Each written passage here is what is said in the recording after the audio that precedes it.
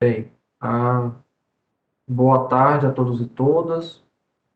Temos aqui 155 participantes nesse momento, nesse segundo webinário, nessa segunda oportunidade. É uma série de webinários envolvendo a questão da PDPJ, da plataforma digital. Na última semana, nós fizemos um webinário dando uma contextualização geral da PDPJ. Eu e o Tiago Vieira, que é o diretor da TI do CNJ. Para os que não me conhecem ainda, meu nome é Adriano, sou juiz auxiliar da presidência do CNJ, com atuação na área de TI. Hoje, em particular, nós vamos tratar, pela programação que nós fizemos, do segundo tema de suma importância para o desenvolvimento, para as equipes técnicas que vão trabalhar com o desenvolvimento para a PDPJ, que é a questão do single sign-on ou de sistema de login único mantido pelo CNJ para a plataforma digital do Poder Judiciário. Quem vai apresentar hoje sobre esse assunto, como eu mencionei no primeiro webinário, é um dos pontos fulcrais do desenvolvimento para a PDPJ, se o sistema, quer seja o sistema da ponta, né, de processo judicial eletrônico, PROC, PROJUD, PJE, DCP, etc., TEMS, quer seja esse sistema, quer seja um novo módulo sendo desenvolvido já dentro da PDPJ, invariavelmente, para que a coisa funcione como a gente planejou e arquitetou, é necessário essa integração e essa utilização do serviço de login único da plataforma digital do Single Sign-On do CNJ. Então, vai apresentar hoje o Rodrigo Menezes, ele é chefe da seção de arquitetura do PJE, em particular, né? E vai fazer essa apresentação para a gente. Eu vou ficar respondendo eventuais questionamentos que os convidados, né, os participantes, possam eventualmente ter. Então, eu sugiro que as dúvidas sejam escritas no chat. Lá no chat, a gente vai tentando responder as perguntas que forem sendo colocadas. E ao final da apresentação, a ideia é que a apresentação leve de uma hora e meia. Ao final da apresentação do Rodrigo, a gente deixa ali meia hora para que quem quiser, porventura, pedir voz, a gente dá para poder fazer alguma pergunta, ou simplesmente a gente vê as perguntas que foram colocadas no chat e repassa para que o Rodrigo possa responder. Então, Rodrigo, a bola está contigo, tá? Pode ficar à vontade.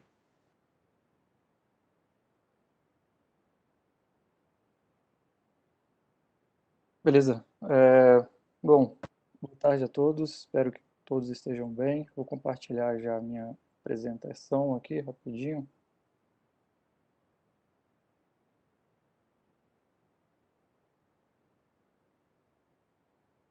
Já está aparecendo? Legal. Tá sim.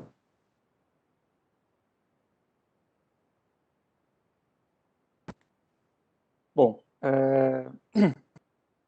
eu sou o Rodrigo. Para quem não me conhece, eu já apresentei alguns outros webinários aí, passado aí que a gente já abordou mais voltado para o PJE, né? Eu sou chefe da seção de arquiteturas do departamento da divisão lá do processo eletrônico no CNJ. Trabalho com processo eletrônico desde que eu entrei no CNJ, então, ao final desse mês vão fazer 9 anos que eu trabalho com processo judicial eletrônico. E hoje a gente está aqui para falar um pouquinho já de alguma coisa um pouco maior, um pouco mais ampla, que é a plataforma digital Poder Judiciário. Mais especificamente, a gente vai conversar um pouquinho sobre o que a gente está trazendo em termos de SSO para a plataforma.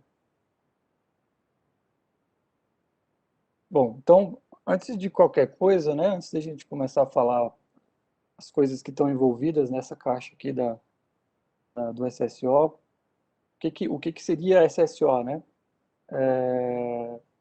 Bom, se a gente fosse tentar fazer uma definição bem simples, bem rápida de SSO, SSO basicamente é um processo de autenticação que a gente faz para que um usuário tenha acesso a múltiplas aplicações ao mesmo tempo. Então, através de um único processo de autenticação, o meu usuário tem acesso a N aplicações que estão protegidas por esse mecanismo.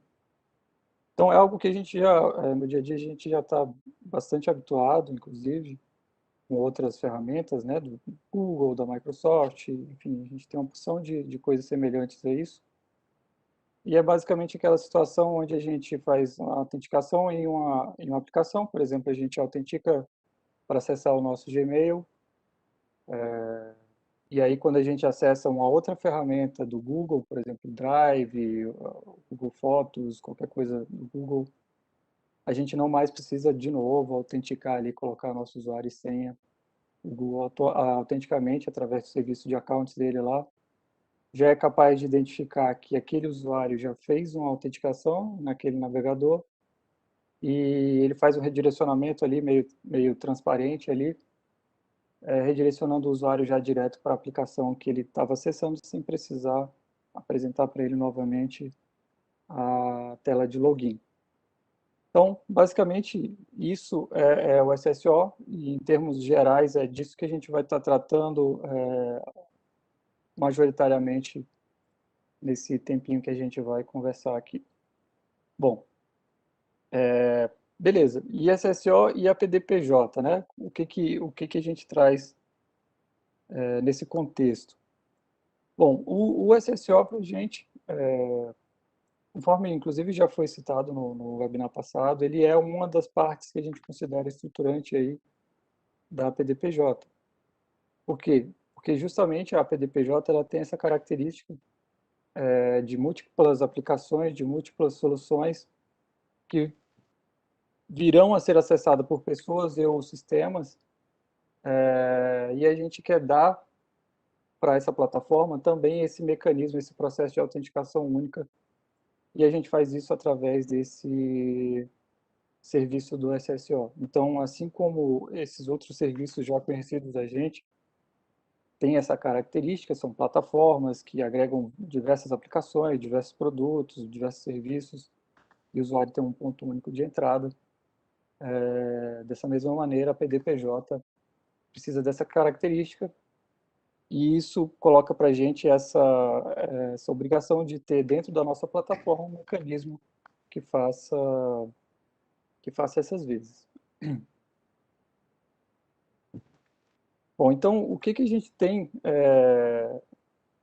envolvido aí nessa caixa, né, desse mecanismo de autenticação? A gente traz para a PDPJ alguns conceitos que já são velhos, conhecidos, inclusive, nada de novo de muitos de nós aqui, mas que, dentro da realidade de alguns sistemas de processo eletrônico, e entre eles o PJE, a gente não utilizava de fato, né? Para quem é conhecedor do PJE especificamente, sabe que o mecanismo de autenticação e autorização dele era uma coisa própria lá da framework que a gente utiliza lá no JBossSim. Então, nada dessas coisas, desses protocolos um pouco mais padronizados ou mais recentes, ou mais difundidos, a gente aplica lá. Então, a ideia de trazer já essa pilha tecnológica aí para o contexto de autenticação e autorização, ela inclusive já começa lá no PJE 2.1. No PJE 2.1 é quando a gente começa, né? Eu diria que o PJE, a versão 2.1 do PJE é inclusive o embrião da PDPJ, porque muitos dos conceitos que a gente trouxe para a PDPJ e muitas das definições técnicas, inclusive foram definidas lá no PJE 2.1, e foi lá que a gente começou a enxergar essa, essa necessidade de se criar uma plataforma, né, reaproveitando coisas que as equipes dispersadas pelos tribunais e por outros entes produzem, né, para a gente agregar aquilo tudo num lugar só. Então, a partir do PJE 2.1 lá, a gente começou a trazer essas tecnologias para dentro de casa. Então, o AUF2 como um protocolo de autorização, né? Protocolo, enfim, bastante difundido e com amplo conhecimento das equipes técnicas e tal, que permite aí a gente fazer uma opção de integrações. E aí o ALF2, inclusive aqui só um ponto de atenção, que o ALF2 ele só traz, na verdade, a parte de autorização, né? Então, a parte de autenticação, quem traz para a gente é esse outro protocolozinho aqui, que é o OpenID Connect, que é um protocolo construído em cima do ALF2, mas que traz para a gente os recursos necessários para a parte de autenticação. Ele vai incluir lá dentro das suas definições, inclusive a definição do token de identidade, que a gente torna possível aqui, através do OpenID Connect, com o JWT. Então, esses três carinhas aqui já é bastante coisa, assim, já é uma porção de implementações que a gente precisa fazer para que algum serviço entregue para a gente isso daqui pronto.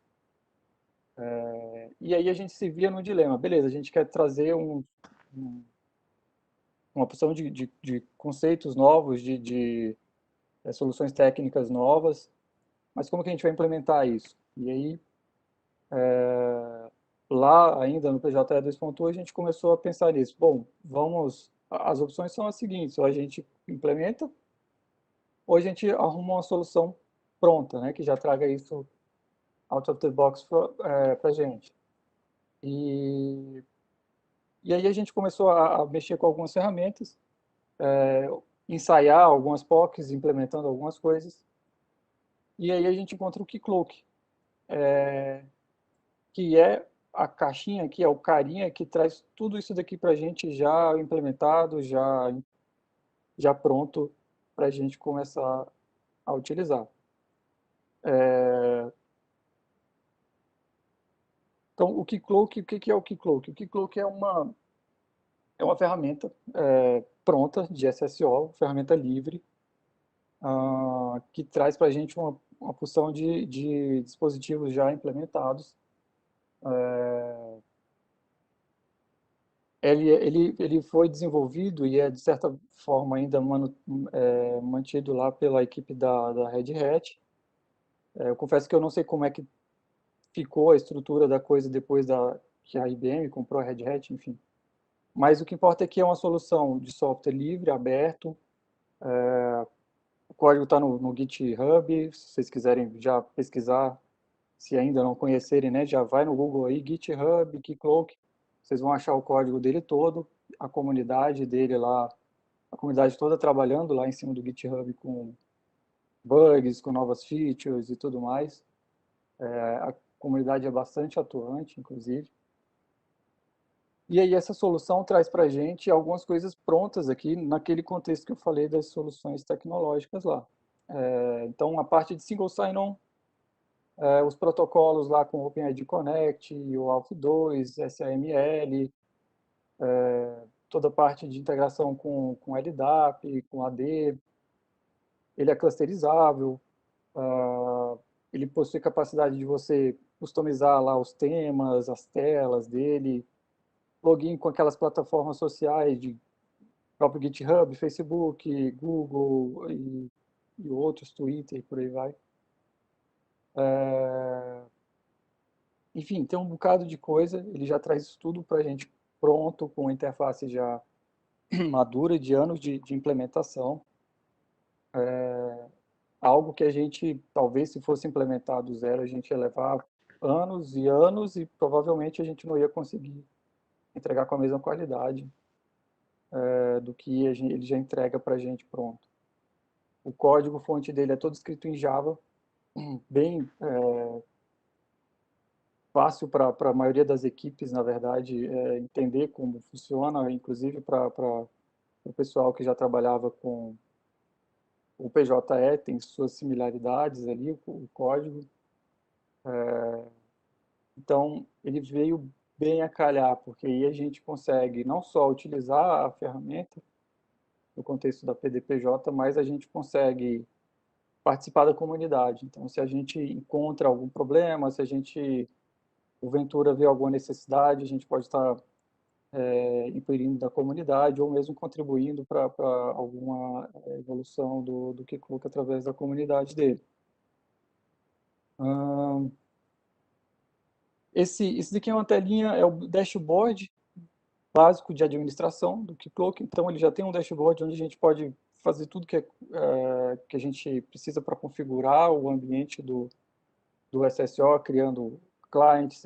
Daqui a pouco a gente vai começar a brincar com isso daqui, vai dar uma navegada nele. Lógico que assim, a ideia hoje, enfim, não é explorar totalmente o Keycloak, muito pelo contrário, ele tem muito recurso, muito conceito, a gente levaria dias para conseguir explorar tudo da maneira mais adequada. Mas daqui a pouco a gente vai dar uma mexida nele. Esse aqui é o dashboard básico de administração. Aqui a gente consegue configurar os realms, opções de segurança, os temas, fluxos de login, etc. Criar os clients, que são ali as aplicações que têm acesso aos serviços ou que são protegidas pelo Keycloak, configurar os usuários, as roles, provedores de identidade, federações de usuário. A gente vai ver daqui a pouquinho também como que a gente explora isso. Então, esse universo todo já está implementado dentro dessa caixinha aqui para a gente explorar dentro do contexto da PDPJ. Bom, o Keycloak ele tem uma feature muito importante, assim, uma capacidade muito interessante para a gente também, que é a sua capacidade de customização. Ele é desenvolvido utilizando as SPIs, né, Service Provider Interface, que são provedores ali, que são serviços que a gente pode implementar de forma com que, em determinados pontos da aplicação do Keycloak, ele se comporte da maneira como a gente precisa. Então, por exemplo, digamos que eu tenha um serviço de SSO ou um semelhante, alguma coisa assim, no meu tribunal, enfim, na minha organização, e ele não obedece nenhum padrão. Ele foi feito por um carinha lá que teve uma ideia há uns 10 anos atrás. Não observa nenhum padrão, não tem nada de OAuth, nem queria mexer com isso. Mas por algum motivo a minha base de usuários é gigantesca e eu preciso integrar o meu Keycloak agora àquela base de usuários lá para facilitar, enfim, a entrada dos meus usuários na minha plataforma. O Keycloak tem SPIs específicas para possibilitar isso. Então, apesar de ele não conhecer, logicamente, a minha aplicação legada, ele me permite fazer uma implementação de um serviço que vai, sim, se comunicar com aquela minha aplicação legada. Inclusive, a gente explora isso bastante no contexto do SSO para PDPJ. Então, provedores de autenticação, provedores de credenciais, se por algum motivo eu quiser, sei lá, usar um algoritmo exótico lá para fazer a validação das senhas dos usuários e o Keycloak nem entende esse algoritmo, mas eu quiser implementar, eu consigo fazer isso através de credential providers. Event Listener, o Keycloak, ele lança eventos do que ele está fazendo durante a operação dele diversas vezes. Eu posso implementar listeners customizados para receber esses eventos e, enfim, montar um dashboard, tomar decisões a partir disso. Toda aquela parte de duplo fator de autenticação, o Keycloak ele já traz uma solução de duplo fator com OTP nativa já, utilizando o aplicativo de celular como o Google Authenticator, FreeOTP e outros. Mas a gente pode implementar também a nossa solução de duplo fator de autenticação. Inclusive, nesse aspecto, a gente já está até homologando internamente aqui uma solução de duplo fator, utilizando e-mail, que não trazia. A parte de federação de usuários, semelhante ao exemplo inicial que eu dei aqui, né? A gente consegue buscar usuários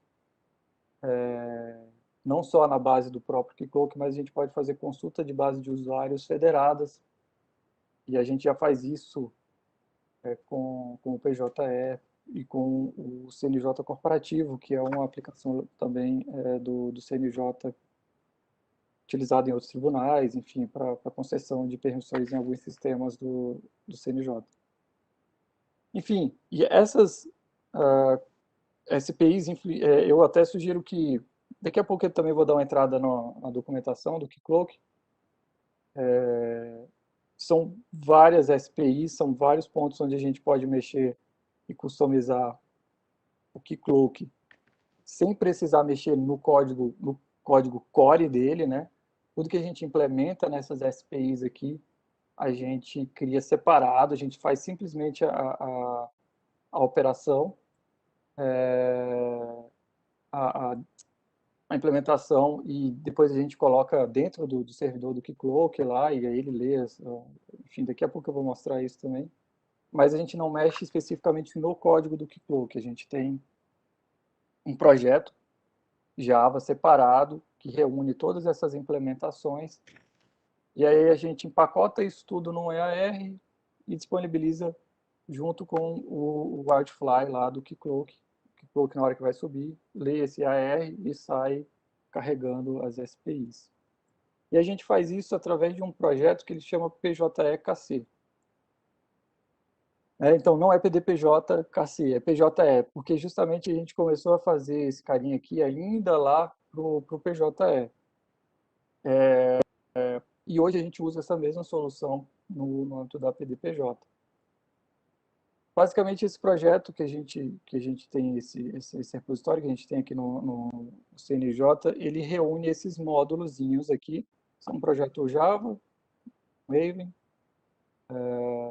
e eu tenho vários módulozinhos aqui desse projeto que implementam diferentes SPIs para diferentes fins. Então, eu tenho um projeto, um módulozinho aqui específico aqui, que faz essa integração com o sistema do CNJ corporativo.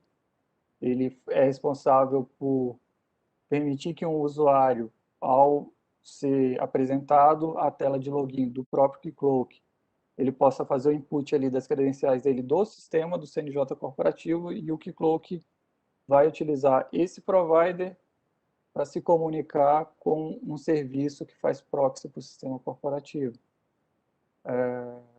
E o pacotinho aqui do EAR, que é o que faz o empacotamento de tudo aqui, eu consigo criar, além dos providers, eu consigo criar entidades do Keycloak. Então, de repente, sei lá, eu preciso fazer um provider que ele vai precisar guardar alguma coisa em uma tabela que não existe, não é do Keycloak, é uma tabela minha que eu preciso criar. A gente consegue também, através do Keycloak lá e da sua possibilidade de customizações, criar entidades. E aí ele, enfim, define a entidade lá, JPA normal, e aí quando ele subir, que encontrar esse módulozinho aqui, ele vai criar a tabela no banco, bonitinha lá, com a sua entidade. Esse carinha aqui, o módulo PJE-KC Legacy Storage, ele faz a busca federada em PJS. Então, hoje, quando um PJS integra ao Keycloak, a gente consegue, no primeiro login do usuário, fazer uma autenticação federada, ou seja, eu autentico aquele usuário lá no PJE, e o PJE me devolve informações suficientes para que eu consiga provisionar, trazer para dentro do Keycloak as informações daquele usuário, para reduzir depois o excesso de chamadas de volta para o legado. Tenho aqui alguns módulozinhos aqui que são de customização de tela de login, que é esse PJE-KC Login, que ele customiza a tela de integração com o PJE. Tem um outro de login aqui do SNCC, que é uma outra aplicação que está rodando no âmbito do CNJ, que também utiliza o Keycloak. Tela de login do Sysvajude.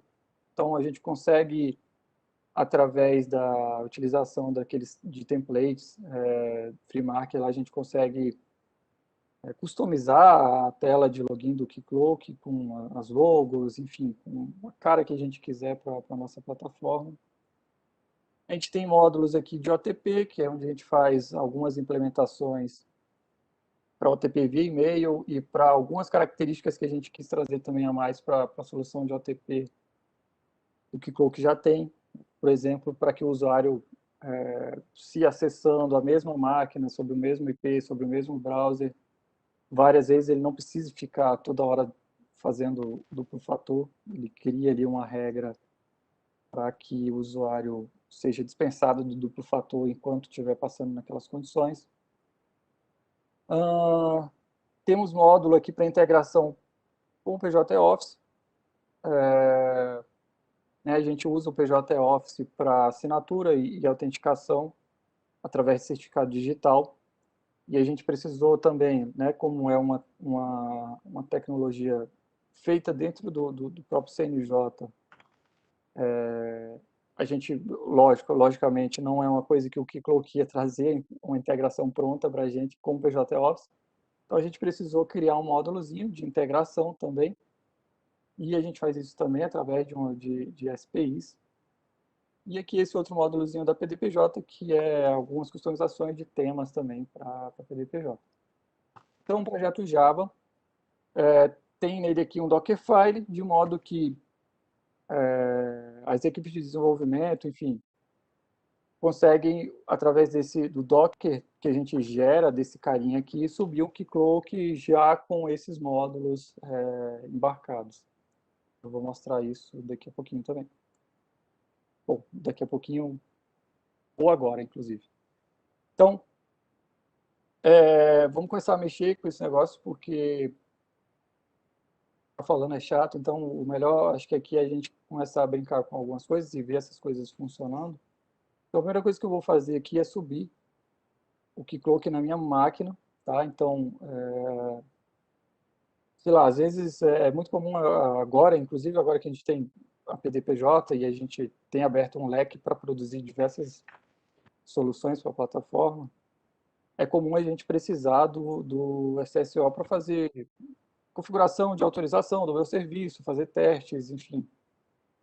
E nem sempre a gente vai ter um servidor de desenvolvimento, um servidor de homologação, alguma coisa assim para a gente estar testando o tempo todo. Então, eu sempre recomendo a galera, ao máximo, tentar usar as coisas em ambiente local, porque isso acaba ficando mais fixado na sua cabeça de como as coisas funcionam e você consegue ver a coisa acontecendo em tempo real, com os logs, enfim. Então, eu vou subir inicialmente aqui na minha máquina um Keycloak com essas customizações que a gente fez, um Keycloak portando aqueles providers que eu apresentei no slide anterior. Tá? Então, aqui o comando, assim, o Docker tem que estar no sangue já, ele facilita muito a vida da gente. E muitas das coisas que a gente está disponibilizando, se não tudo, acho que até tudo, que a gente está disponibilizando para PDPJ hoje é baseado em Docker, roda no Kubernetes, então Docker, Kubernetes, essas coisas a gente tem que estar pronto para mexer. Então aqui o comando, o Keycloak, quando você sobe o Keycloak pela primeira vez, se você não tiver uma base já populada, já configurada, uma base de dados, ele vai fazer isso para você. Só que você tem que informar para ele o que você quer usar. O Keycloak, nesse modo Docker aqui, você informa para ele o que ele vai usar para guardar os dados através de algumas variáveis aqui, essas variáveis que começam com DB alguma coisa. Então, aqui no meu caso, eu vou utilizar uma base Postgres, e aí está todo o endereçamento aqui do meu setup aqui. Ele usa bases, enfim, Postgres, Oracle, H2, o que você achar melhor para trabalhar, você consegue utilizar aqui com o Keycloak. No meu caso aqui, eu já tenho uma basezinha configurada com Postgres, e aqui o endereço da nossa imagem do PJEKC, que é justamente esse Keycloak já com essas customizações embarcadas. E aí eu vou utilizar essa tagzinha master aqui, que ela, na verdade, aponta para, salvo engano, para a última tag lançada, não lembro muito bem. Ou se ele aponta para o master mesmo. Mas no projeto do nosso repositório do Keycloak, normalmente a gente já lança alguma coisa, já lançou a tag. Lança alguma coisa nova na master, já lançou uma tag. Porque acaba que as modificações elas não são tantas, e quando são coisas novas, enfim, a gente tem essa política de lançamento mais rápido. Então vamos lá.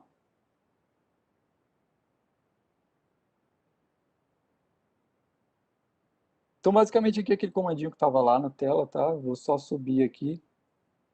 Essa minha abinha aqui, eu estou usando SSH, uma máquina diferente da que eu estou apresentando aqui.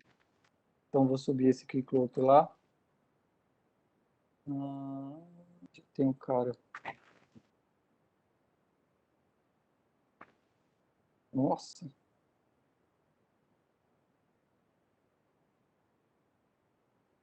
Vou derrubar esse cara aqui.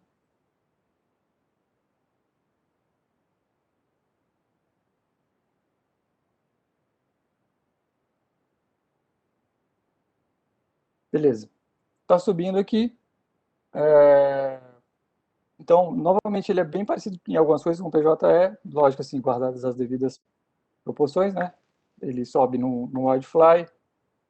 Se você opta por não subir ele em Docker, mas baixar o Keycloak, quando você baixar ele, você vai ver que ele é um Wildfly. E aí ele vai mandar você subir aquele Wildfly que você baixou, que já tem lá o Keycloak embarcado dentro dele. Então, no log aqui a gente vai ver essas coisas doidas aqui, que basicamente é ele subindo os providers. Então, ele sobe o Keycloak, acha o EAR, e aí, conforme ele acha o EAR dentro lá da pasta deployments lá, ele começa a carregar aqueles providers para a minha aplicação. Então, subiu aqui, e aí a gente vai ter acesso.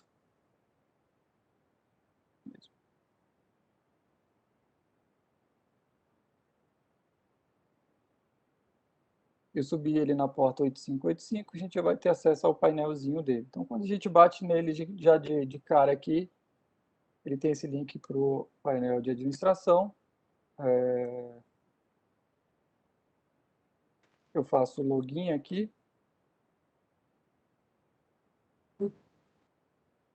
E ele já me traz para aquela telinha que eu tinha exibido no alguns slides ali para trás.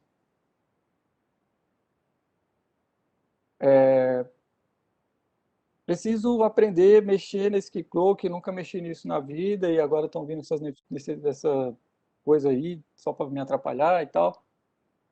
O que que eu faço? Onde que eu vou? Cara, a documentação dele tem bastante coisa.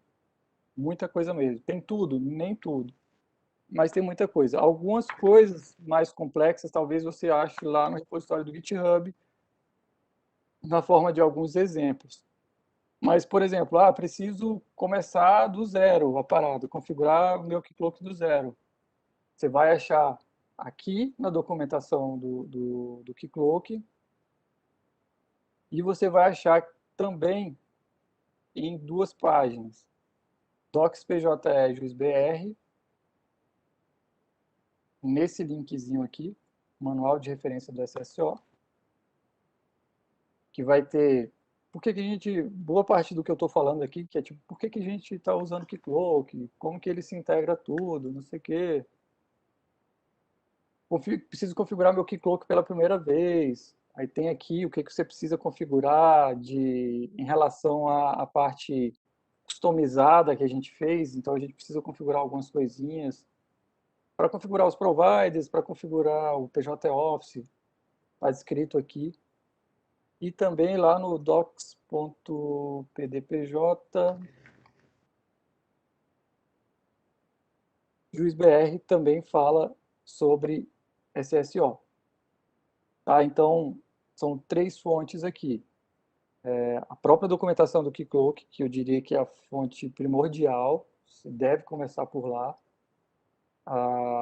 O PJE, docs.pje.jus.br, e Docs, PDPJ, Juiz BR. Esses três caras aí.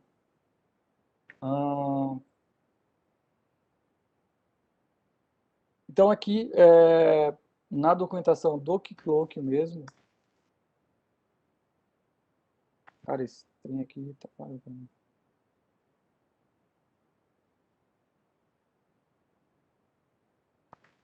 Na documentação, então, do Keycloak lá, a gente tem o que eu preciso fazer para começar do zero. A parte de container, ele tem uma documentação específica de como que você sobe ele em container, quais opções você tem para subir ele com container, quais são as propriedades que você pode passar, como é que eu subo usando o Oracle, como é que eu subo com Postgres, como é que eu seto a senha do admin, enfim, toda essa parte para você subir com container está nessa documentaçãozinha aqui deles, que está lá no GitHub deles também. Como é que eu vou fazer a parte de proteger as minhas aplicações, como é que é a parte de administração do servidor, essa parte aqui de Server Developer, que é importante para a gente aprender a mexer com essa coisa da customização, como que eu customizo certas coisas do Keycloak.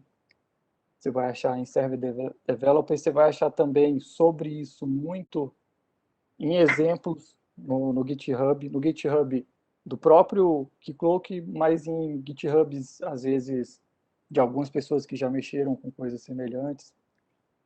Como é que é a parte de configuração de autorização, então tudo está aqui. Também tem aqui na documentação deles a parte da API REST para administração do Keycloak. Então, tudo que a gente faz aqui no dashboard de administração, a gente consegue também fazer, eu diria que a maior parte, não sei, não consigo dizer se é exatamente tudo, mas a maior parte a gente consegue também fazer através dessa API REST do Keycloak. Então, se porventura for necessário fazer sei lá, alguma integração doida que eu precise inserir um usuário usando a API do Keycloak, a gente consegue fazer isso também. E aqui na documentação tem toda a documentação dessa API REST, com todos os endpoints, com os modelos e tudo mais, de tudo que é possível fazer de administração no Keycloak. Bom, beleza. Então, boa parte, inclusive, muito melhor explicado do que eu vou explicar agora, está lá na documentação. O meu objetivo aqui é só dar um overview geral do que a gente consegue fazer com o Keycloak, bem riscando o gelo por cima, mas pelo menos para dar um caminho das pedras para a gente. Então, essa é a tela de administração do Keycloak. Aqui é onde eu vou configurar toda a parte de segurança da minha... boa parte da segurança da minha plataforma e de acesso aos meus serviços.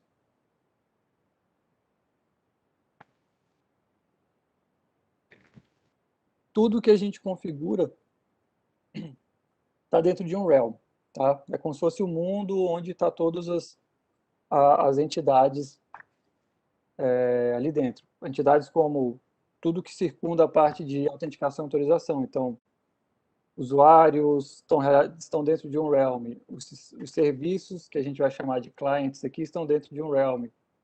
As roles, o realm tem roles próprias, as configurações de provedores de entidade, de federações, de fluxo de autenticação, tudo está dentro de um realm.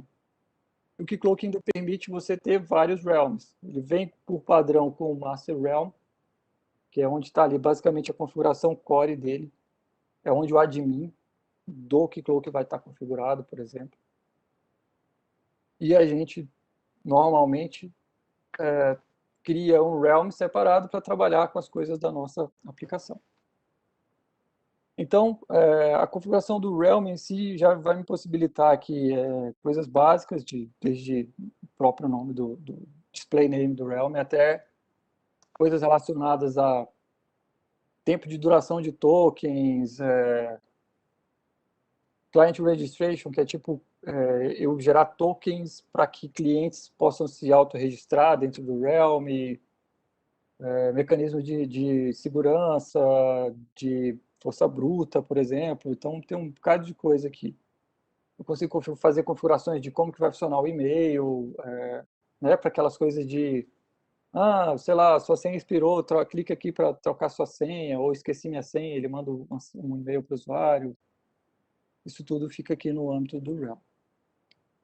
A gente vai ter também, bem importante aqui, a configuração dos clients. Basicamente, a gente vai ter aqui um catálogo de serviços que estão protegidos pelo Keycloak. Então, vocês conseguem ver até na minha tela aqui algumas coisas já com cara de serviço, né? Por exemplo, tem um front-end, tem um servicinho de referência aqui, tem até um PJE aqui, enfim. É aqui onde a gente vai configurar as aplicações que a gente vai proteger. E papéis a nível de Realm, provedores de identidade, até incluir aqui um de exemplo aqui, usando o GitLab. Então, ele já traz pronto para a gente aqui um monte de provedores de identidade, utilizando aquelas plataformas de sociais, né? GitHub, Facebook, e por aí vai. As federações de usuário que eu comentei também lá, a gente implementa essas federações com o CNJ corporativo e com o PJ Legacy. E aqui são opções que você não vai achar se você utilizar um Keycloak puro, né? Um Keycloak Vanilla. Você vai achar provavelmente só esses dois caras. Se você usa já o Keycloak já com essas customizações da gente, você já vai achar esses dois providerzinhos aqui que a gente criou. E aí eles permitem você configurar, enfim, através lá da implementação do provider, você consegue inclusive definir que configurações vão aparecer na tela, quais campos, de repente você quer configurar alguma coisa aqui por exemplo, no caso do PJ, eu consigo fazer uma lista dos clientes que vão utilizar provider, enfim, esses campos aqui, se você precisar criar um campo desse para configurar o seu provider, você consegue lá através da implementação dele. E aqui uma outra coisa bem importante é a configuração de fluxos de autenticação. Isso daqui permite a gente customizar bastante o caminho que os usuários e as aplicações vão ter para conseguir se autenticar no SSO. O que ele trabalha com diversos fluxos de autenticação para diversos cenários. Então, por exemplo, o mais comum da gente mexer aqui, por exemplo, é o de browser. Então, quando o usuário está se autenticando por um browser, ele vai passar por um fluxo e vai definir no final dele se ele vai se autenticar ou não.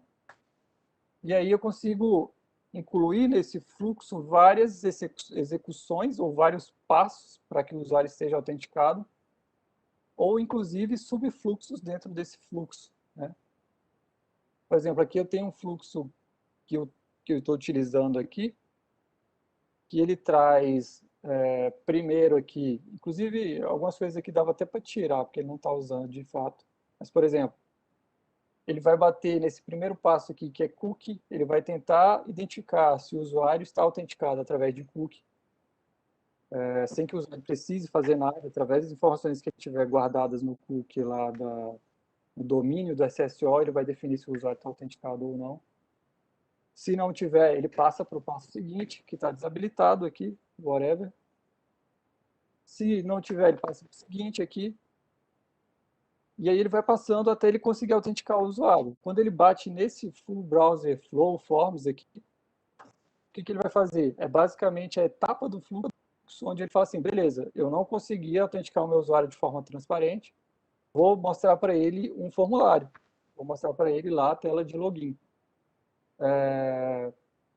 E aqui a gente já tem uma outra coisa que é própria da nossa customização, que é o login, que é o PJ Office. Então, esse providerzinho aqui é um provider de autenticação, que ele mostra a tela de login junto com aquele botãozinho semelhante que a gente tem no PJ, que é o de logar com o certificado. Esse botão de logar com o certificado é o que é responsável por se comunicar com o PJ Office e fazer a autenticação com o certificado. E aí, aqui no caso, nesse subfluxo, eu tenho não só o login, que é com usuário e senha ou certificado digital, mas também tem o fluxo de OTP. E aí ele vai tentar fazer aquela autenticação de duplo fator com o usuário, seja por celular, seja por e-mail. Tá? E aí, assim, a gente consegue criar coisas de toda sorte. Se um belo dia eu preciso que o usuário, ao logar, me informe algum dado sobre ele para que eu precise agregar na conta do usuário, eu consigo simplesmente incluir um passo aqui e falar, antes dele entrar para o sistema que ele quer ir, assim que ele fizer o input das credenciais, eu falo, cara, eu preciso saber o seu número de identidade, sei lá.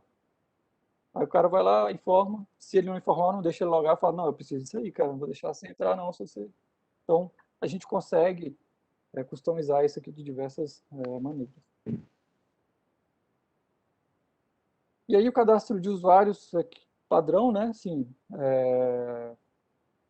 eu inclusive configurei já um usuáriozinho aqui para a gente fazer umas brincadeiras aqui. O cadastro de usuário é normal, assim, a gente vai username, e-mail, é coisa que a gente já está acostumado. Ele faz toda aquela parte de controle de política de senha. Se eu quiser deixar a senha impossível do cara escrever, tem que ter caractere especial, número, não sei quantos números, e tem que ter Y no meio, com ponto, com não sei o que. Se eu quiser criar aquelas políticas doidas que irrita todo mundo, dá para fazer também.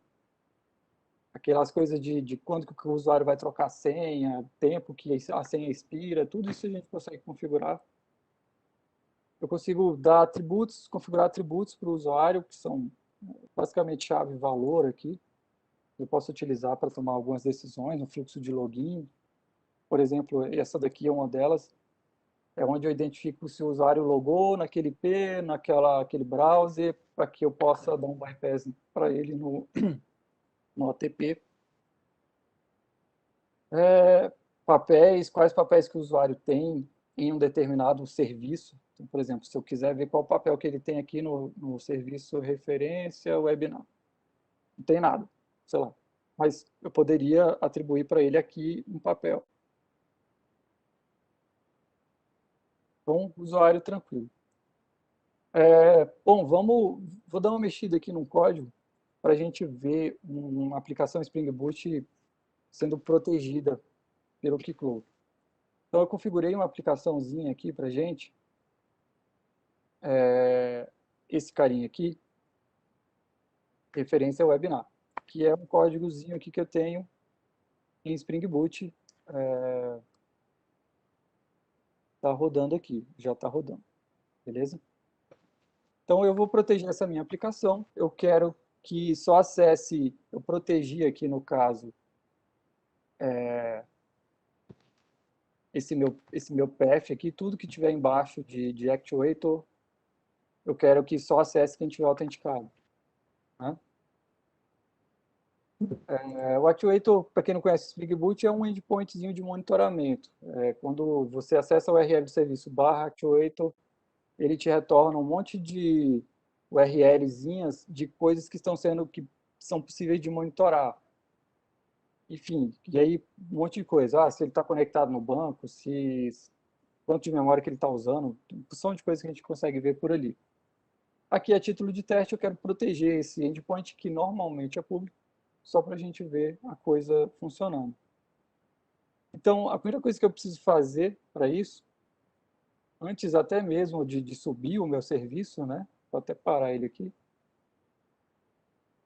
é configurar o cliente no Keycloak.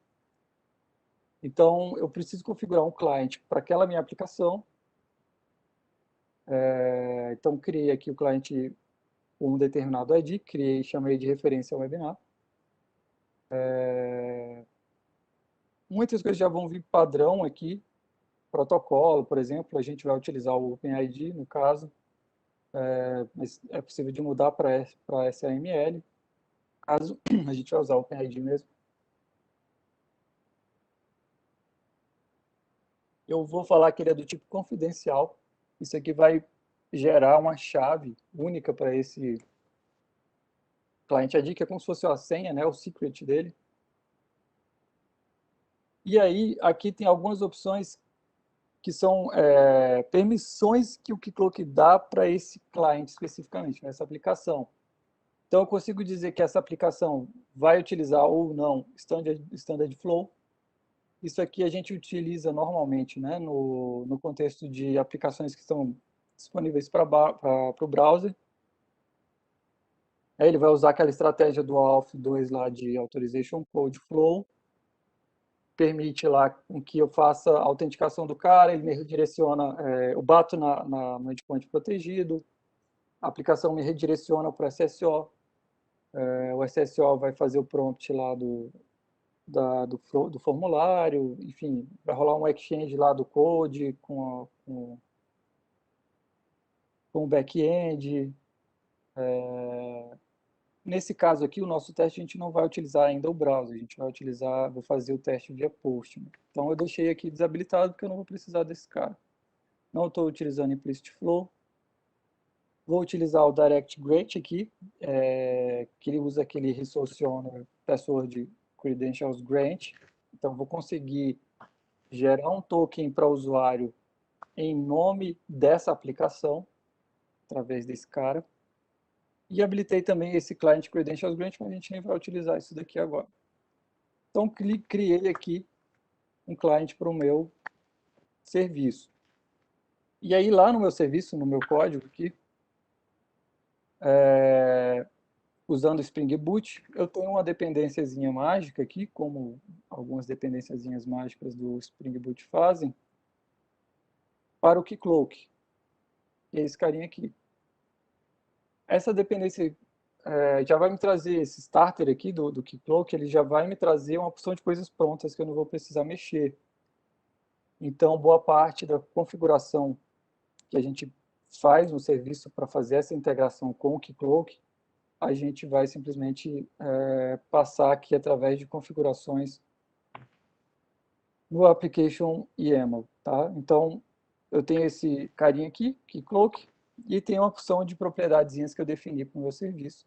Entre elas, o nome do meu realm, lembra do realm que eu falei lá atrás? Preciso falar para minhas configurações do Keycloak aqui a URL do Keycloak, né? /alpha aqui do Keycloak. Qual realm que eu vou utilizar? O client ID que eu defini aqui. Nesse caso aqui está setado como bearer only. Eu poderia tirar esse aqui ou deixar, enfim. No caso, como eu coloquei como confidential ali, eu vou deixar sem o bearer only ali. O que ele vai utilizar aqui como principal attribute? No caso, ele está usando o username. As credenciais aqui é aquele secret, é o secret que ele gera aqui. Lembra que eu falei que ele é confidencial, então ele vai gerar um secret para esse client ID. Eu pego esse secret nessa abinha credentials. Então eu já coloquei esse carinha aqui e vou falar para ele usar, se ele tiver algum papel relacionado a esse resource, ele vai utilizar na minha aplicação. Então, vou subir aqui. A ideia aqui, basicamente, é o que deveria acontecer, né? Normalmente dá pau, mas vamos torcer para que aconteça. Quando eu acessar a URL protegida, sem passar nenhum token, nem nada para ele tem que me negar o acesso ao /actuator, porque ele tem que falar, cara, você não está logado, então eu vou deixar você ver não. E ele só vai permitir eu acessar o actuator se eu passar um token válido naquela requisição. Então a gente faz essa autenticação através lá do cabeçalho authorization, passando um bearer token. Então, o que a gente vai fazer aqui? Vamos apagar esse cara aqui que eu estava testando.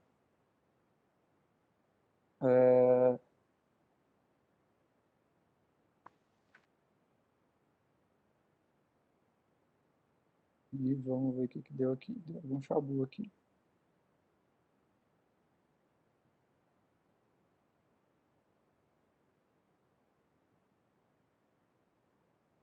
Vou botar o endereço aqui, 10.0.0.103.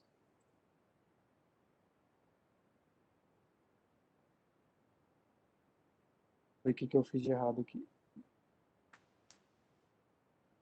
188.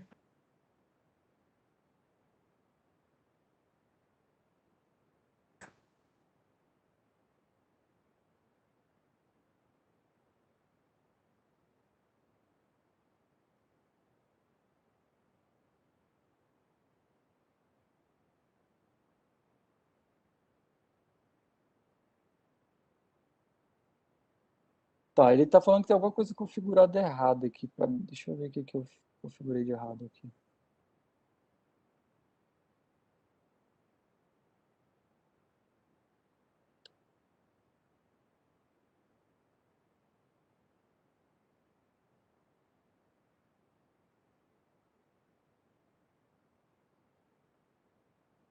Cento e três, tá certo. 103.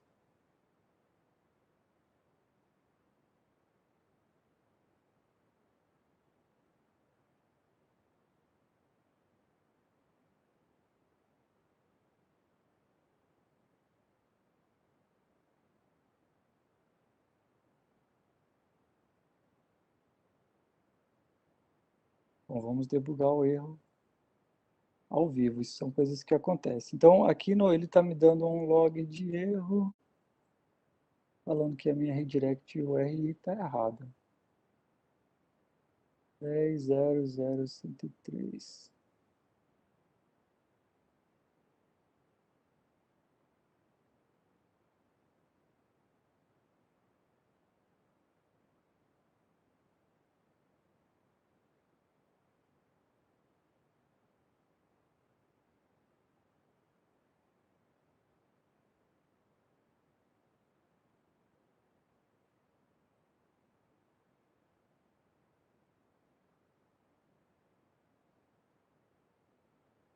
Será que foi esse cara?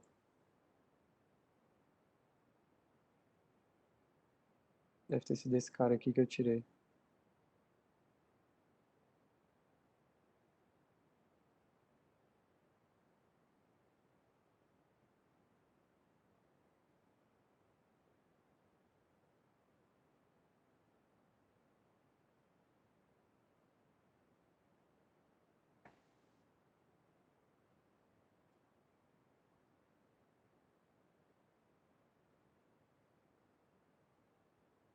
Ah, beleza. Era o Barry Only. Ele estava tentando fazer um... O que que aconteceu ali, né? Como eu tirei o Barry Only, ele estava tentando fazer um redirect para o SSO para fazer um Standard Flow. Então, como isso aqui estava desabilitado, o Standard Flow, ele não conseguiu pegar a URL de redirect e dava aquele erro para mim. Legal, bom saber disso daí. Vamos tocar. Então, ó, agora que funcionou, não deu aquele erro lá. Ele passou aqui, eu fiz a requisição sem passar nada de autenticação aqui. E ele retornou para mim que eu estou unauthorized. Então, o que que eu preciso fazer para que eu esteja autorizado? Eu preciso estar autenticado como um usuário. E como que eu vou fazer isso? Eu preciso gerar um token em nome de algum usuário para esse serviço. Então, eu vou fazer isso aqui através dessa outra requisiçãozinha aqui. Essa requisição aqui, basicamente, está acessando esse endpoint aqui do OpenID, onde ele gera, eu faço um post passando algumas informações e ele me devolve um token se tiver tudo ok. Então, isso daqui é o que a gente chama de Resource Only Password Grant. Eu vou passar para ele as credenciais do meu cliente, que a gente configurou lá, e vou passar as credenciais de um usuário, que eu tinha configurado aqui localmente também, do webinar. Quando eu faço isso, se as credenciais do usuário e do serviço e do cliente estiverem tudo ok, ele vai me retornar esse JSON aqui, que vai ter o Access Token, vai ter um Refresh Token, um ID Token, vai ter alguns tokens aqui e algumas outras informações de quando, de tempo de expiração, enfim, algumas coisas a mais. E eu vou passar, naquela minha requisição que a gente testou lá agora, que deu não autorizado, eu vou passar esse access token no cabeçalho do tipo bearer aqui. Então, vou passar esse cara aqui. Ups.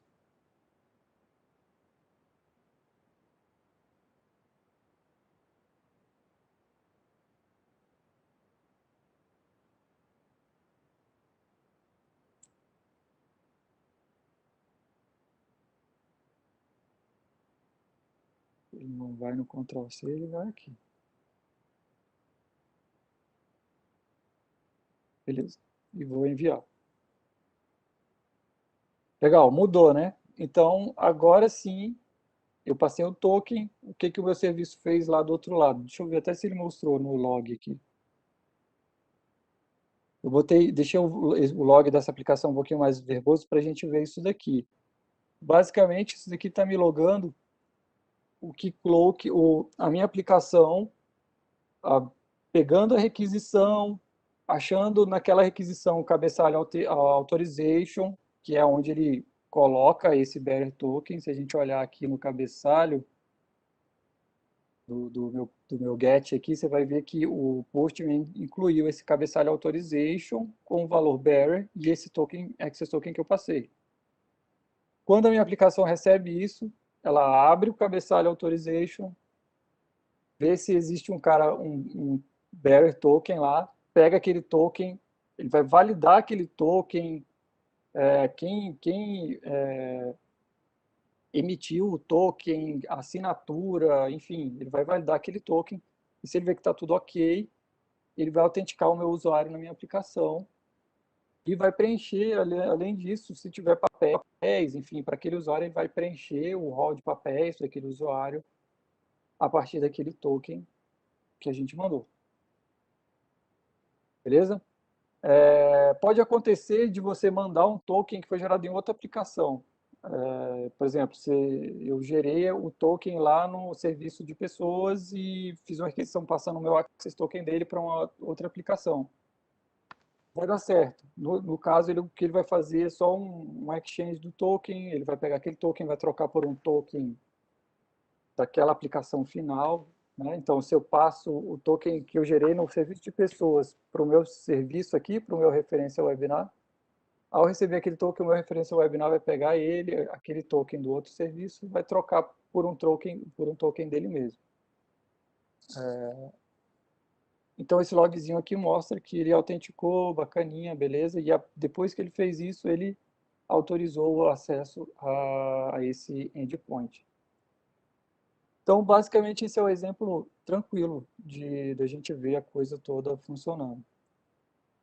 Beleza, a minha aplicação não é Spring Boot. Assim, sei lá, eu tenho uma aplicação em COBOL, em alguma coisa não muito fácil de conviver. Aí, assim,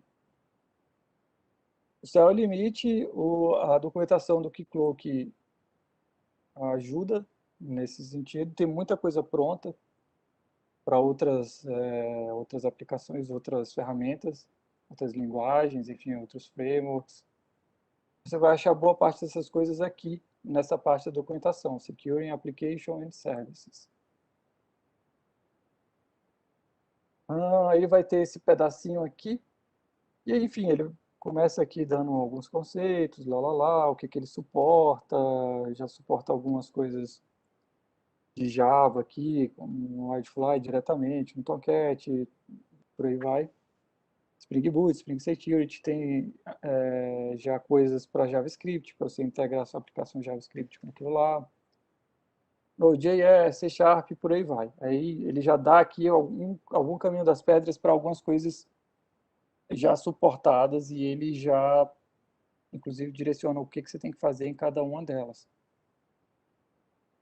Então, a documentação aqui já ajuda quando você precisar integrar a sua aplicação, que não seja um Spring Boot, ao Keycloak, por exemplo, o PJE é feito em JBossSim. Então, a gente precisou usar algumas coisas diferentes, que era basicamente um filtro. A gente tem um filtro lá no PJE do próprio Keycloak, a gente precisou implementar. Na verdade, a gente só precisou dar uma incrementada em algumas coisas dele lá. E é basicamente a gente inclui um filtro nele, que faz toda essa parte de pegar token, abrir token, validar token, não sei o que lá, e esse filtro já faz isso sozinho para a gente. E aí cabe a gente só guardar algumas informações do token na seção do usuário, fazer o refresh do token baseado em algumas requisições, enfim. Então, o PJE não foi tão fácil quanto um Spring Boot para integrar com o Keycloak. Então, a depender de como a aplicação foi feita, a implementação e a integração vai ser diferente. Ah, e aí vai, assim, uma boa, a parte, tem uma parte grossa aqui ainda do Keycloak, que é a parte de mais, mais complexa de autorização. Então, você consegue dar níveis de camadas de segurança para autorização nos seus serviços um pouco mais rebuscadas. Então, você pode ir desde do famoso RBAC lá, que é o Role Based, né? Você faz a autorização dos seus serviços a partir de papéis, mas o Keycloak também permite que você faça a parte de autorização no seu serviço usando o ABAC, que é o Attribute Based Access Control. Então, que é basicamente você definir permissões aos seus recursos usando N políticas. Então, por exemplo, eu quero que, para que o cara acesse o barra actuator lá, além de ter um papel X, ele também precisa estar acessando o serviço através de um IP específico. Sei lá, você consegue esse nível de granularidade também através do Keycloak. E aí você faz isso na configuração do próprio cliente. Então, eu criei uma configuraçãozinha aqui bem simples para a gente ver isso, nesse referência ao webinar ABAC. Ele tem de diferente daquele cliente anterior que a gente fez, esse carinha aqui, habilitado. Então, eu ativei essa capacidade de autorização aqui para ele. E eu ativei aqui também o Standard Flow, que era aquilo que fez dar pau lá no exemplo anterior. E aí, quando eu habilito esse carinha aqui, ele vai me habilitar aqui essa aba aqui, Authorization. Essa aba Authorization ela vai ter uma pancada de recursos aqui para que eu possa proteger a minha aplicação. Então, eu configurei aqui um recursozinho, userinfo resources. Basicamente o endpointzinho que eu criei lá só para mostrar o nome do usuário, só para a gente ver isso daqui acontecendo. E aí, esse atrelado a esse recurso que eu quero proteger, eu defini algumas políticas, uma política, na verdade, só de exemplo, dá para ver até aqui, aqui, uma política que basicamente ele usa um papel. Então, assim, eu poderia usar o RBAC para fazer isso? Poderia, mas o exemplo não ia ficar tão divertido. E aí essa política aqui, basicamente, ela exige que o usuário, para acessar aquele meu, que o usuário, ele tenha esse papel aqui, referência user. Então você pode definir várias políticas, N políticas diferentes, e aí as políticas podem ser do tipo role, que é uma política baseada no papel. Você pode escrever um código JavaScript que vai executar na hora que ele for fazer o eval da política, enfim, tempo, user e por aí vai. Tem um monte de jeito de fazer isso aqui. E você consegue agregar políticas, várias políticas, no que ele chama de permissão. Então você cria uma permissão com as políticas que você quer aplicar para um determinado recurso. Então, o que eu estou fazendo? Eu criei lá o meu recurso, o /me, esse cara aqui, e associei a ele uma permissão. Essa permissão tem só uma política, que é aquela que exige que ele tenha um determinado papel. Eu poderia aqui muito bem adicionar outras políticas, e aí eu consigo configurar, inclusive, como que ele vai validar se o usuário pode ou não acessar. Tipo, ele pode falar assim, não, se uma dessas políticas der certo, o cara pode acessar, ou não. Se todas as políticas o cara tem que passar para ele poder acessar. Então, tem como configurar de N maneiras isso. E o Keycloak ainda deixa a gente fazer um eval aqui, em um determinado cenário, para saber se o usuário está passando ou não naquela política, né? Isso é legal porque deixa a gente testar as permissões aqui, antes mesmo de colocar a coisa para rodar. Então, eu preparei um outro serviço. Então, esse client aqui é diferente, beleza? E aí eu preparei um outro servicinho aqui para a gente testar isso, que está em um outro branch. Deixa eu subir ele aqui.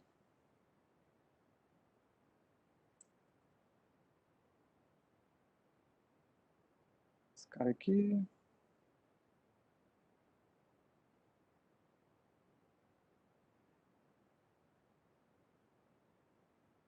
Que é o branch. Nem sei o nome.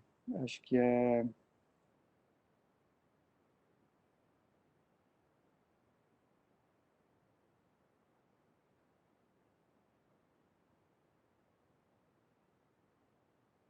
Esse cara aqui.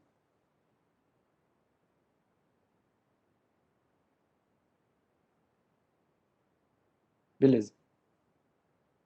Esse serviço aqui, aquela configuração que a gente viu do Keycloak, que eu passei lá os negocinhos, né? O URL do Keycloak e tal, o Realm, o Secret, lá, o nome do client. A gente vai ter uma parada diferente aqui, que é as configurações desses Security Constraints. Basicamente, isso vai fazer com que a segurança aqui do meu serviço esteja vinculada àquilo que eu fiz lá no Keycloak, aquelas configurações que a gente fez aqui no Authorization. Tá? Então, por que isso é legal? Porque, para quem conhece o Spring Boot, ao invés de eu ter que ficar mexendo no security config lá, criando aqueles anti-matches, ou colocando anotação nas classes e não sei o quê, para ver qual role que o cara tem, se o cara pode ver ou não o endpoint, enfim. Eu posso configurar tudo por aqui, pelo application YML e pelo Keycloak. Então, basicamente, eu defino aqui que eu vou estar, basicamente, isso aqui está tudo comentado, né? Quando eu coloco asterisco aqui, eu estou definindo que o usuário tem que estar autenticado nos endpoints, que eu vou aplicar esse recurso, vou criar esse recurso aqui, user info resource. Esse recurso diz respeito a esse endpoint, e ele vai sincronizar, vai mapear isso tudo em relação ao que ele vai trazer lá do Keycloak, daquelas permissões que estão mapeadas. Então, a configuração do Spring Boot fica um pouquinho diferente. Isso daqui, inclusive, está no nosso repositório lá de referência, do serviço de referência. Tem uma documentaçãozinha de como que você configura lá aquela parte de permissão lá do Keycloak. Deixa eu ver se ele renderiu. Cadê?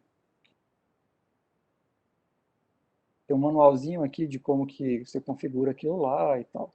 Tá? De o que significa essa configuração do application YML. Tá tudo bonitinho aqui. Então, basicamente, o que a gente quer ver agora é isso daqui funcionar, né?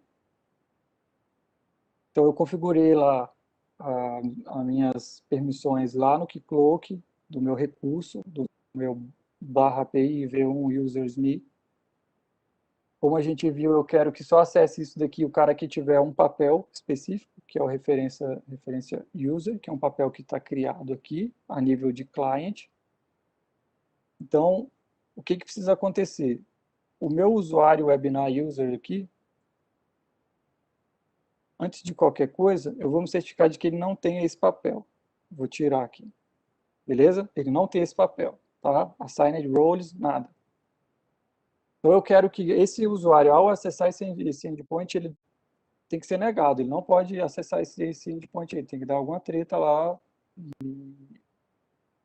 mas o resultado não pode ser exibido. Beleza. Outra coisa que a gente quer ver aqui também, que a gente ainda não viu, é como que o usuário vê o Keycloak no browser, né? Já passou da hora da gente ver isso. E aí, para isso, eu habilitei o Standard Flow. Então, a primeira coisa que eu vou fazer é tentar acessar aquele endpoint lá, aqui no browser. Então, o endpoint era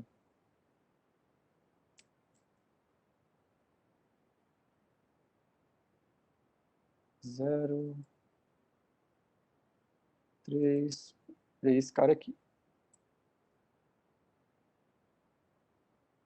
Não era isso, não? Ah, não, eu não subi a aplicação.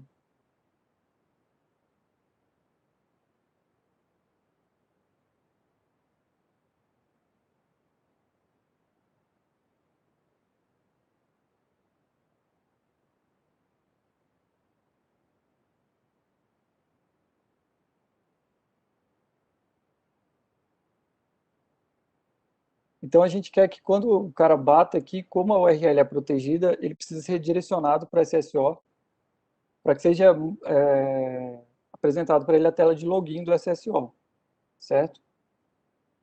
Qual vai ser a tela de login? A tela de login vai ser, se nada tiver definido aqui nesse campo login team, vai ser apresentado para ele a tela padrão de login do Keycloak. Mas a gente fez uma configuraçãozinha aqui, a gente alterou o tema para o tema da PDPJ. Então, uma daquelas customizações, um daqueles módulozinhos que a gente teve no projeto do PJEKC lá, era justamente a tela de login da PDPJ. E aí, quando eu implemento aquele provider, ele aparece aqui para mim, tá? Então, eu escolhi aqui PDPJ. E, eita, não. E além disso, eu configurei uma outra coisinha aqui, que é o Authentication Flow. Lembram dos Authentication Flows que eu apresentei, que tinha aquele esquema lá do OTP, blá blá blá? Então, eu preciso setar ele também lá no meu cliente. Do contrário, ele vai utilizar o flow padrão de browser do Keycloak. E eu não quero o flow padrão, eu quero esse meu aqui que tem umas paradinhas do PJ Office, tudo mais. Então, além de setar a tela de login diferente para esse cara, eu também setei um flow diferente para esse cara aqui, beleza? Vamos ver lá se subiu, beleza? Vamos ver aqui, sai esse cara. Beleza, ó. Então, ele acessou o endpoint, ele descobriu que esse cara aqui está protegido, a aplicação falou para ele, ele fez o redirect de volta para cá. E aí eu preciso fazer o login. Então, webinar user, e a senha é a mesma coisa, webinar user. Entrar, ele me deu um 403, forbidden, provavelmente porque o meu usuário não tem aquele papel especificamente. Então, o que a gente vai fazer? Vai atribuir aquele papel para o usuário para ver se ele vai passar na permissão lá que eu associei a esse endpoint. Então, a primeira coisa que eu vou fazer é derrubar a sessão desse cara, porque né, eu não tenho um botão de logout aqui, então eu vou ter que fazer na mão. Logout de tudo aqui. Aí eu vou atribuir para ele a permissão naquele serviço de referência user. Beleza? Deixa eu matar esses cookies aqui, não dá nenhuma treta. Beleza. Então, vou logar de novo. O que eu quero é que quando eu me autenticar, se tudo correr bem, ele vai mostrar o nome do usuário, que é o webinar user. Beleza. Agora sim, então atribuir lá aquele papel para ele, ele passou na permissão para esse recurso, /me, de acordo com o que eu tinha definido para o meu cliente, está na aba Authorization, o meu recurso aqui, e permitiu o acesso aqui ao endpoint. Beleza? Então a gente consegue ir utilizando o Keycloak desde das formas mais básicas lá de controle de permissionamento até formas um pouco mais complexas e exóticas para recursos específicos do meu serviço. Bom, a partir disso eu acho que eu fecho por aqui. Tem muita coisa para explorar, infelizmente assim, não dá para mostrar tudo que a gente tem aqui, tudo que a gente tem de possível, né, nesse aspecto aqui. Enfim, tem minúcias aqui, se a gente fosse explorar aqui coisas relacionadas a como o provider se comporta em relação ao corporativo, como que é feita a integração com o PJ Office, como foi implementada os temas, como foi implementada a integração com o PJ, a gente levaria, enfim, dias falando sobre isso. Mas acho que o que a gente conversou hoje já é um bom pontapé inicial e já esclarece muita dúvida de muita gente que às vezes me procura para perguntar sobre a integração, como que faz, o que que é exatamente. Acho que o objetivo da gente é começar a esclarecer essas coisas aí. E, enfim, fico aberto aí para questionamentos, que o pessoal tiver aí com você aí, doutor. Maravilha, Rodrigo. Apresentação tour de force, né? Bastante coisa realmente. Eu vou tentar. Eu consegui responder boa parte das perguntas que os colegas foram colocando no chat. Eu vi aqui, algumas delas acabam se repetindo com o passar do tempo, né? É natural, as pessoas vão entrando e saindo. O Theo perguntou sobre a integração com o serviço de autenticação da OAB. Theo, nós já estamos tratando isso, né?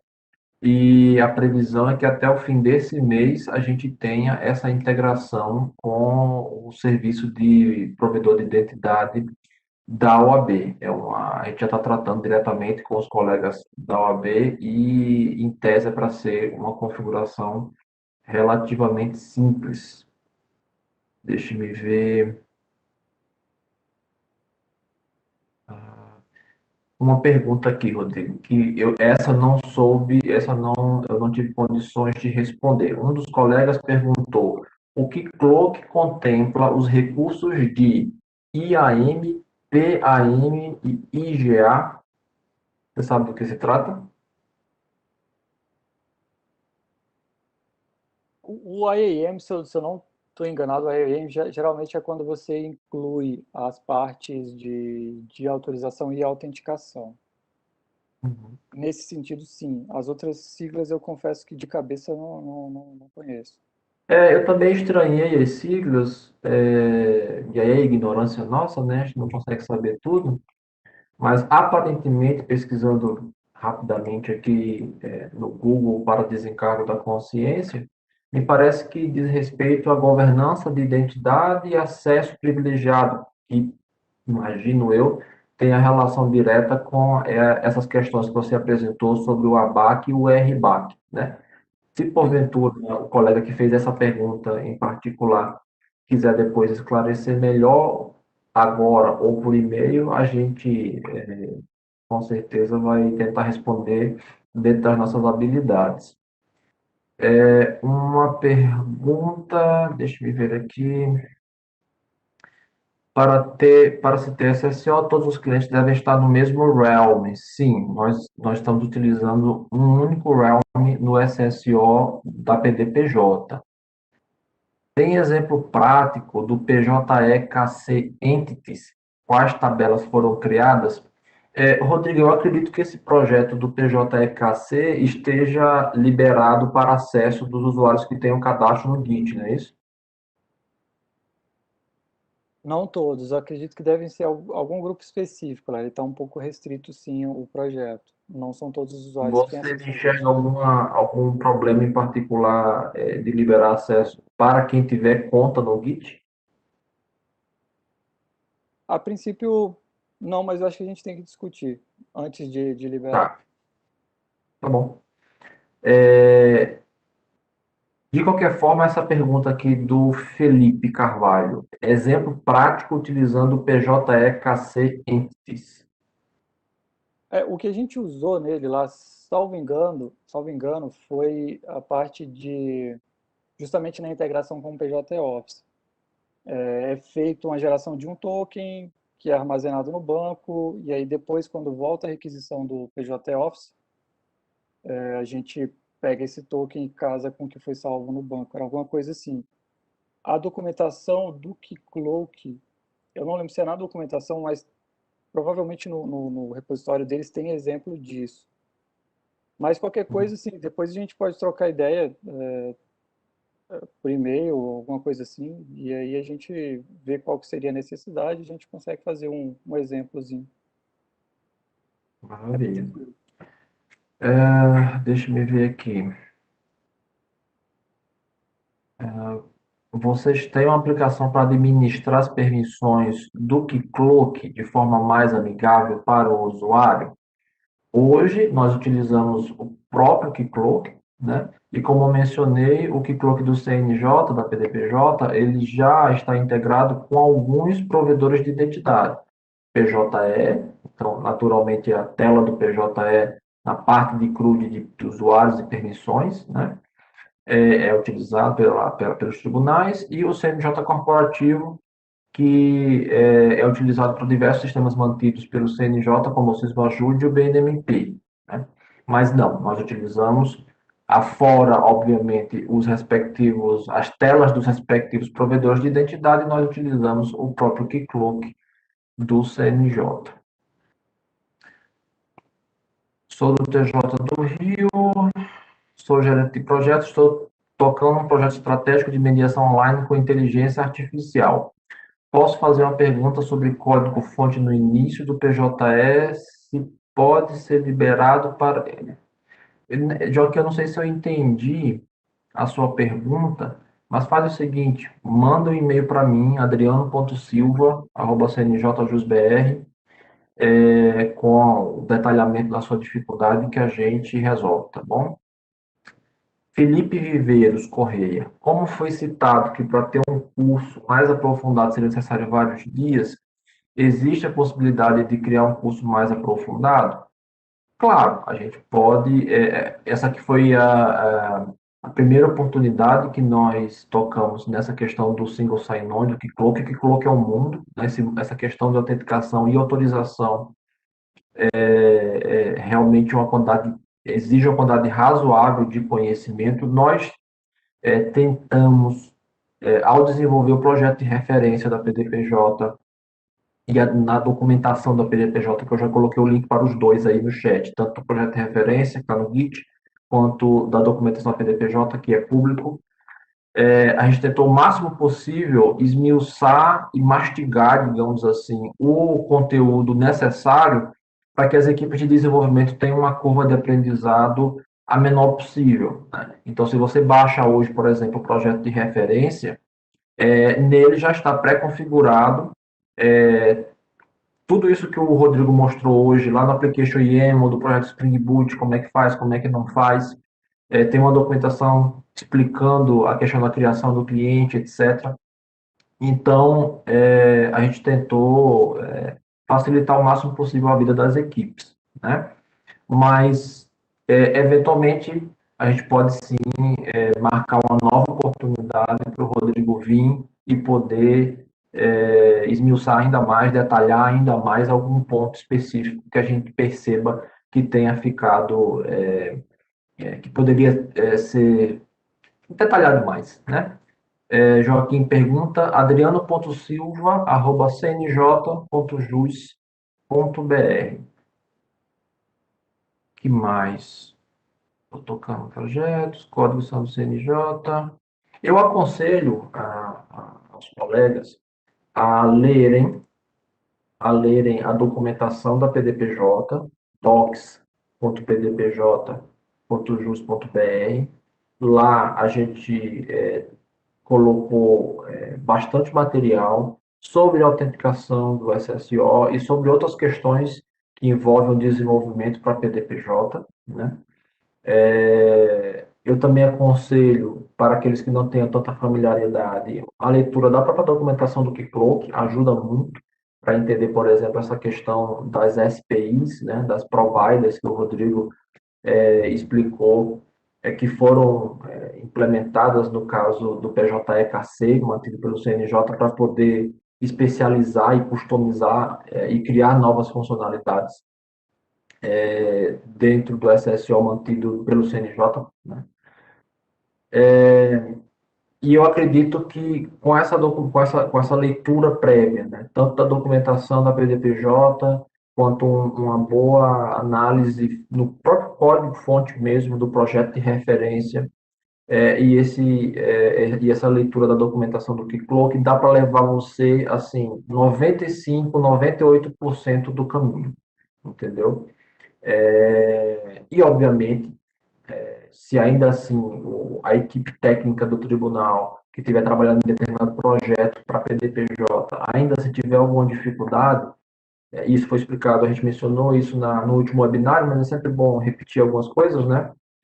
Cada projeto ele vai possuir um mentor técnico do CNJ, e esse mentor técnico daquele projeto poderá auxiliar as equipes com relação a problemas pontuais relativamente a essas questões de infraestrutura e de arquitetura do projeto, né? De tal maneira que eu acredito que as equipes, de um modo geral, conseguirão ter sucesso nessa empreitada de implementar a integração dos seus sistemas com o SSO da PDPJ e não só os sistemas da ponta, né, que é muito importante, o EPROC, o PROJUDE, o PJE, que já possui essa funcionalidade, como os módulos que vão ser desenvolvidos para a PDPJ, que é imprescindível que haja essa integração com o Keycloak. Para finalizar, Rodrigo, eu estou vendo aqui uma última pergunta. Olá, doutor Adriano, é o Marcelo Leal. A minha pergunta era se o Keycloak contemplava recursos de identidade de acesso, acesso privilegiado e governança de identidade. Pergunto, são pela gestão dos usuários e sistemas, como também por conta das questões relacionadas à LGPD, pela apresentação do Rodrigo, que o Keycloak se mostrou bem completa e interessante. Muito obrigado, Marcelo Leal. Não chega a ser uma pergunta, é mais um reconhecimento, Rodrigo, da sua apresentação. O Keycloak, eu gosto de dizer, quanto mais eu estudo o Keycloak, mais satisfeito eu fico. É uma ferramenta muito boa, ela é open source, como o Rodrigo explicou, é uma versão upstream, eu acho que é a terminologia utilizada da versão paga mantida pela Red Hat. Então, é uma ferramenta realmente muito robusta e muito bacana. Rodrigo, quer falar alguma coisa para finalizar? Não, tranquilo, só agradecer a atenção de todo mundo aí, ficar à disposição para qualquer outra coisa, pode me entrar em contato por e-mail comigo, rodrigo.menezes@cnj.jus.br. Menezes com Z ou com S? Menezes com Z. Menezes, então bom. Rodrigo.menezes com Z, @cnj.jus.br. Obrigado, Rodrigo. Apresentação nota 10. E é isso, pessoal. Muito boa tarde a todos. Um bom fim de sexta-feira.